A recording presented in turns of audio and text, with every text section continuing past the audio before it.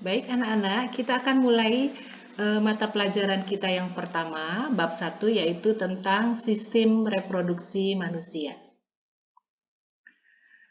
Ya, sebelum kita masuk ke materi tentang sistem reproduksi manusia, kita awali dulu bahwa sistem reproduksi manusia itu terdiri dari dua macam, yaitu pada pria dan pada wanita.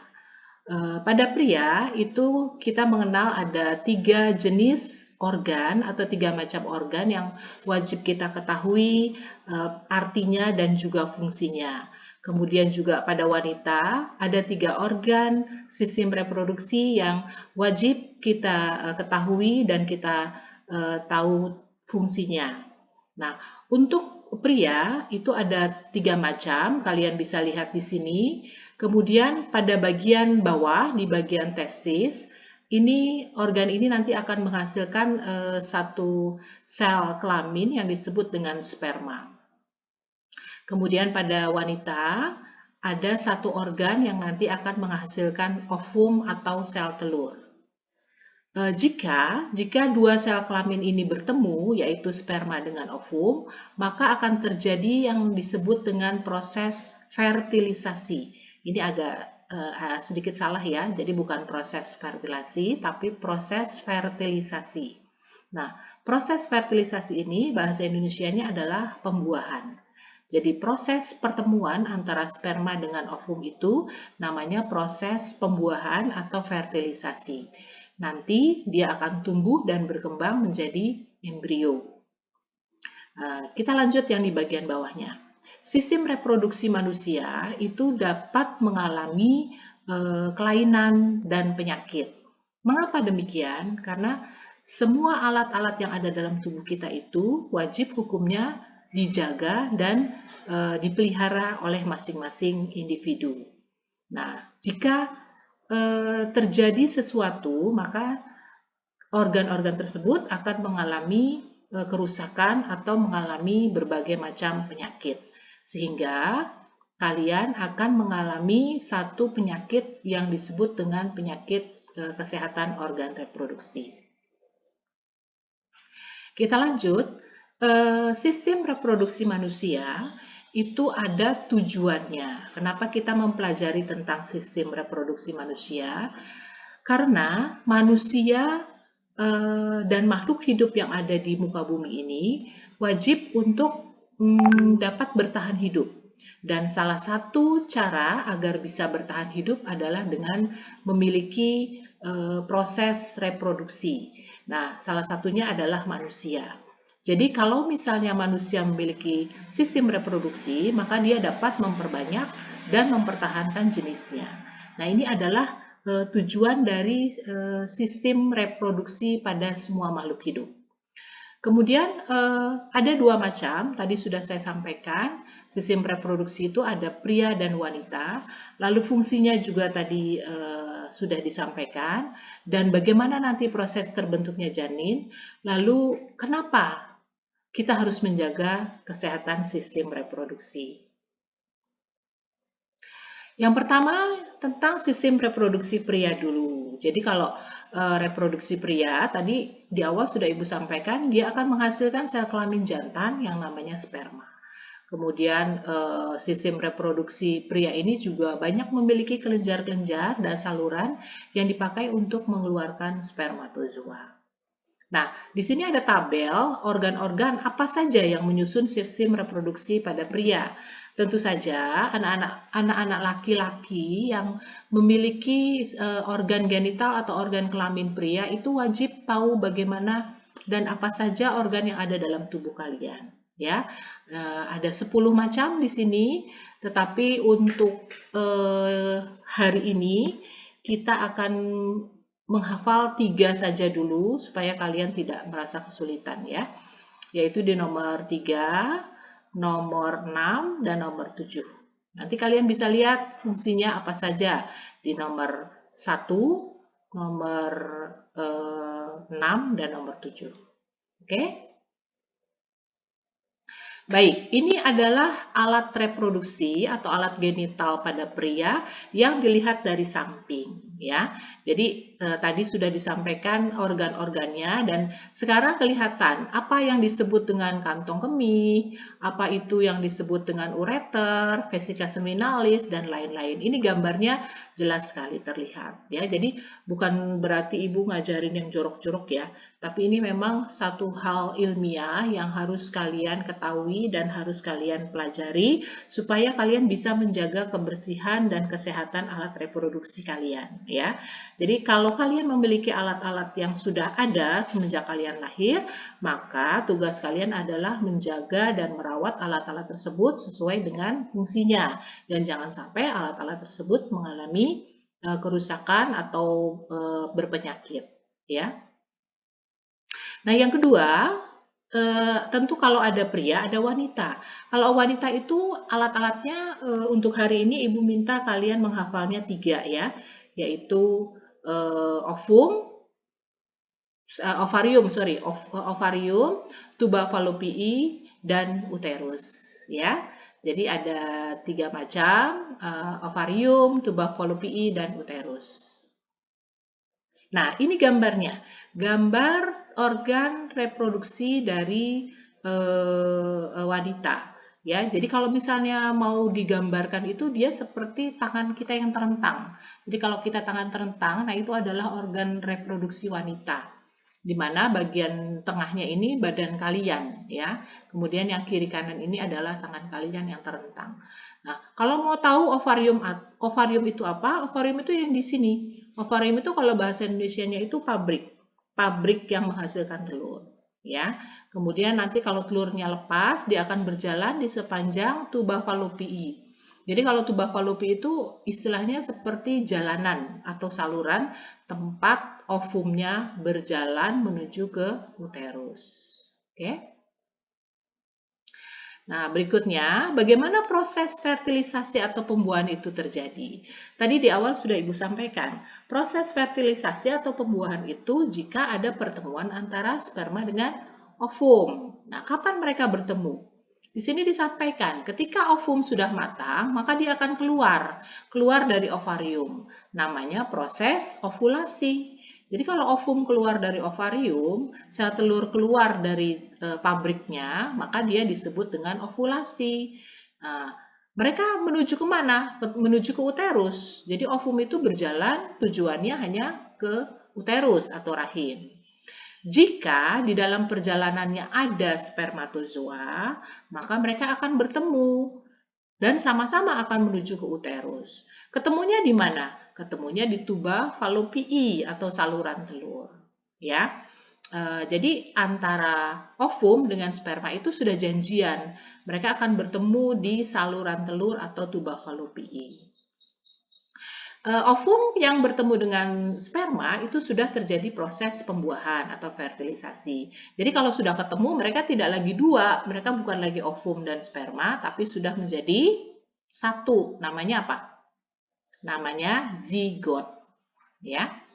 Nah, tadi sudah disampaikan proses pembuahannya disebut fertilisasi dan ketika proses pembuahan terjadi, yang bertemu dengan ovum itu hanya bagian kepalanya saja. Karena sperma itu terdiri dari kepala, badan, dan ekor. Tetapi jika mereka bertemu, jika sperma ketemu dengan ovum, maka yang bisa ketemu hanya bagian kepalanya saja. Lalu bagian badan dan ekornya kemana, Bu? Ya sudah hilang. Dia akan melebur bersama jaringan yang lain, ya. Nah, inti sperma yang bergabung dengan inti ovum tadi disebut dengan zigot. Ini dia gambarannya. Ini gambaran saat spermatozoa berkejar-kejaran dengan spermatozoa yang lain untuk sama-sama menuju ke inti ovum. Ya, inti ovum. Jadi semuanya itu tujuannya hanya satu, yaitu menemui inti ovum. Dari sekian juta spermatozoa yang berkompetisi, ternyata hanya satu saja yang sanggup untuk masuk ke dalam inti ovum. Coba kalian lihat, di situ ada bagian dari kepala sperma yang sudah berhasil masuk ke dalam inti ovum. sementara bagian ekor dan badannya tertinggal di luar, ya. Nah, kemudian kalau sudah ketemu bagaimana? Kalau sudah ketemu antara sperma dengan ovum, mereka tidak lagi menjadi dua, tapi sudah jadi satu yang namanya zigot. Zigot ini adalah bakal atau cikal bakal dari makhluk hidup yang baru. Zigot akan terus bergerak dari saluran telur dan tetap menuju ke uterus atau rahim. Tetapi selama mereka bergerak menuju uterus atau rahim, mereka tidak tinggal diam. Mereka akan terus membelah diri secara mitosis. Nama pembelahannya itu namanya mitosis ya. Mitosis dan meiosis sebenarnya. Tapi di sini saya sebutkan mitosis dulu. Nah, kalau misalnya mereka terus membelah, terus-menerus bermitosis, maka mereka akan bertambah banyak. Bertambah banyak selnya. Namanya bukan zigot lagi, tapi menjadi embrio. Perubahan zigot menjadi embrio itu sekitar 5 hari. Jadi dia akan menuju ke uterus itu dalam jangka waktu 5 hari. Baru kemudian pada hari kelima, embrio ini akan menetap di dinding uterus. Selanjutnya, pergerakan dari zigot ini bisa digambarkan dengan menggunakan gambar berikut ya. Ini pergerakannya. Jadi ini bukan ada 5 zigot tapi satu, tapi dia bergerak ke arah uterus ya. Jadi ini menggambarkan pergerakannya.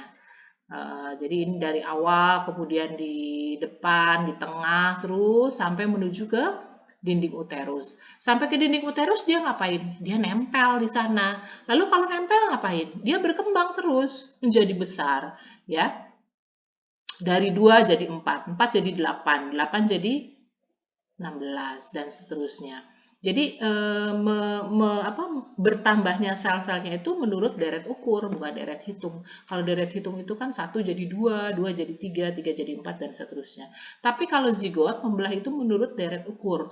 Dari 1 jadi 2, 2 jadi 4, 4 jadi 8, 8 jadi 16, 16 jadi 32 dan seterusnya, ya. Nah, kalau dia sudah menempel di dinding uterus, dia akan mendapat makanan, akan mendapat pelayanan yang baik dari orang yang sedang hamil, ya. Dengan catatan dia tetap terus menempel di dinding uterus. Kemudian setelah hari ke-12, maka terbentuklah lapisan yang namanya lapisan luar atau ektodermis dan lapisan dalam atau endodermis pada embrio. Apa lapisan ektodermis dan endodermis? Lapisan ini adalah lapisan yang akan melindungi embrio selama mereka tumbuh menjadi besar dan tumbuh menjadi janin. Ya, kalau nanti sudah waktunya mereka akan terbentuk lagi lapisan tengah yang namanya mesodermis. Ektodermis, endodermis, dan mesodermis nanti masing-masing punya tugas sendiri-sendiri. Ektodermis membentuk anggota tubuh, endodermis membentuk apa, mesodermis membentuk apa. Jadi masing-masing itu ada tugasnya. Lapisan-lapisan ini nanti akan bergerak, akan membentuk organ-organ tubuh sesuai dengan tugasnya masing-masing. Ya. Nah, kemudian pada minggu ke-8, struktur umum tubuh dewasa telah terbentuk. Jadi kalau sudah minggu ke-8 itu sudah mulai terbentuk makhluk hidup yang sebenarnya. Ya, jadi kalau kalian lihat pada gambar A itu sudah seperti larva ya, seperti makhluk baru yang akan tumbuh. Nanti dia akan tumbuh sesuai dengan kodratnya. Kalau misalnya bentuk ini ada pada kambing misalnya, nanti pada usia tertentu dia akan tumbuh menjadi bayi kambing. Kalau pada manusia ya nanti dia akan tumbuh menjadi manusia ya. Nah, kalau semua strukturnya telah tumbuh secara sempurna, telah dewasa, maka namanya bukan embrio lagi tapi sudah menjadi fetus atau janin. Coba kalian lihat yang gambar B. Itu sudah mulai terbentuk janin dengan kepala yang besar dan berada dalam satu ruangan berisi cairan, namanya cairan amnion. Atau kalau misalnya ibu melahirkan itu namanya cairan ketuban. Ya, cairan yang nanti akan bersama-sama keluar dengan bayinya. Nah, cairan amnion atau ketuban ini tugasnya atau fungsinya adalah melicinkan jalan supaya bayi lebih mudah keluar. Kalau nggak ada cairannya kan seret ya, kering ya. Jadi harus ada cairannya supaya bayinya lebih mudah meluncur. Nah, yang berikutnya yang kanan itu adalah bayi yang siap untuk meluncur keluar. Kalau kalian lihat posisinya, kepalanya itu sudah berada di bawah sehingga nanti akan mudah dia untuk keluar dari rahim ibunya. Nah, ini perkembangan manusia secara umum. Ya, baik pria maupun wanita semua menjalani tahap-tahapan yang seperti ini. Tidak ada satupun tahapan yang dilewati atau dihilangkan, kecuali kalau di tengah-tengah itu manusianya sudah meninggal atau tidak ada. Tapi semua akan menjalani proses yang ada di gambar ini sampai nanti proses yang terakhir yang membawa tongkat itu sebelum nanti akan meninggalkan dunia selama-lamanya. Ya. Nah, untuk anak perempuan ada satu materi lagi yang akan kita bahas yaitu tentang haid. Haid atau menstruasi. Haid atau menstruasi ini dialami atau ada pada anak perempuan yang mengalami masa pubertas usia 10 sampai 15 tahun, ya. Jadi kalau ada yang sudah mulai masa usia 10 tahun itu masih normal. Atau nanti mulainya usia 15 tahun itu pun masih normal. Bahkan ada juga nanti yang mengalami menstruasi usia 18 tahun, itu juga normal tetapi harus ke dokter dulu. Jadi pengen tahu apakah ada sesuatu dalam tubuhnya yang mengalami kelainan. Nah, pada saat perempuan atau wanita itu mengalami siklus haid, dia akan mengalami beberapa perubahan atau tingkatan hormon, ya, yang antara lain adalah mempertebal jaringan endometrium atau rahim. Di sini ada gambarnya. Jadi pada saat menstruasi itu gambarnya agak gelap. Ini isinya adalah darah. Minggu kedua, minggu ketiga, keempat, dan kelima. Ya, jadi nanti berulang lagi sampai apa? Sampai nanti 28 hari sekali dia akan berulang, ya. Nah, ini tahapan-tahapannya dari minggu pertama, kedua, ketiga, keempat, dan seterusnya. Ya, siklus haid ini dapat berlangsung hingga perempuan itu berusia 40 tahun sampai 50 tahun. Ya, kalau sudah usia 50 tahun ke atas, namanya proses menopause atau tidak mengalami haid lagi.